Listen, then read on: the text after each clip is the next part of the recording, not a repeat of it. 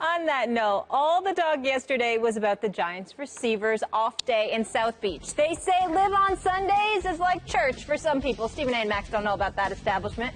Odell Beckham Jr., Sterling Shepard, Victor Cruz, and Roger Lewis all went down to Miami, partied at Live, Justin Bieber in the house, Trey Songz. The party then continued Monday with a little boating excursion. Here's Eli on his receivers. I think as a team, we kind of always pride ourselves on being well prepared. So when I saw some of the pictures, I was a little disappointed just because obviously they didn't pack accordingly. They didn't have any shirts, obviously, and kind of all long pants, no shorts, no flip flops or anything. So just disappointed on their packing and not being prepared for that situation. Well played, Eli. Full disclosure, let me just tell you, Tim's never out of season or out of style in my book. Max, has this changed your mind? The constructs, you like the construct? I do. Yeah. I like them. Changed my mind on what? On Eli?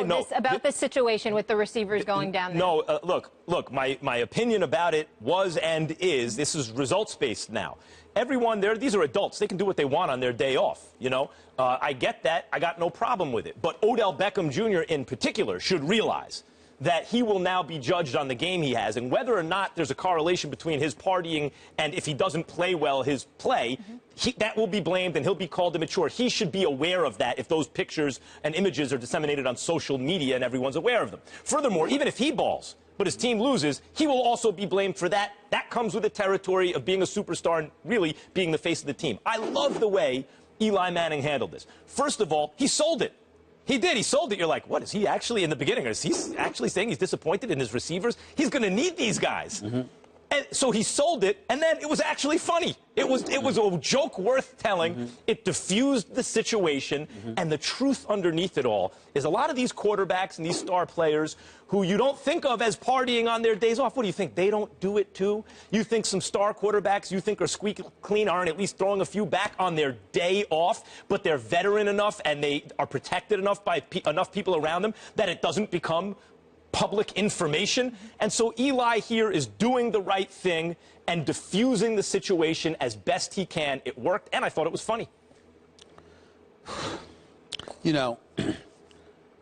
My position is still similar to what it was yesterday, but I'm really tired of playing games. Let's just call it like it is.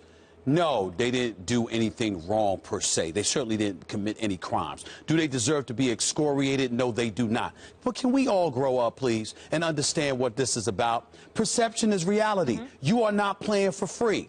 You are asking patrons to patronize your product. And it's under the guise that there's a certain level of excellence, not only that you're going to put forth, but that you're committed to doing because you care that much, even more so than the paying customer. So when you sit up there, yes, it's an off day. No, you didn't break any rules. Yes, the coach has to come out there and support you, or whatever the case may be. But if that's the position that we're going to take and we're going to leave it like that, can we all just shut the hell up and stop, acting like there's a halo over our heads every time we listen to NFL folks come to us and talk to us about commitment and about being the first there to, first to arrive, then the last to leave, and, the hours upon hours of film. We got ESPN, 30 for 30s. We got ESPN Films. We got network after network. Everybody is bloviating and talking about the commitment to excellence that people exude and put on display time in and time out. We talk about what they do off the court. When we talked about the great Kobe Bryant and his 5 championships, we talked about how the dude wakes up at 5:30. We talked about how when dudes were partying, he was in his room studying film. We talked about the same thing with guys like Michael Jordan and others. Think about this. All I'm saying is, Odell Beckham Jr. is a stud and a superstar as far as I'm concerned. I get all of that, and I'm not trying to sit up here and say that we should insult him or get on him because of it. But from a macro perspective, let's put on our big boy pants and understand, wait a minute here. You talk about it being results-oriented. What you do on Sunday will determine blah, blah, blah. No. What happens is that I got to sit back, and I got to look at you, and I got to wonder, are you willing to dot every I and cross every T in pursuit of that Super Bowl championship? That's what I'm looking for. That's the way it's usually done. The Kobe Bryant way. The greatest of the greatest have an obsessive thing where they are totally focused, and you'll never catch him in a situation like Odell Beckham Jr. But the ones we celebrate in a special kind of way are the ones who can break the rules, where it seems as though the rules don't apply. Babe Ruth could live large, not work as hard as everyone else, and still be the best ever. Michael Jordan, and yes, he's already won a championship, but by way of example, Michael Jordan could go to Atlantic City and gamble till the wee hours of the morning, take a helicopter back to New York, and destroy the New York Knicks. The point is not that that's Odell Beckham Jr. yet. That's why results matter. They win the Super Bowl and he balls out this whole time. Suddenly he is like that.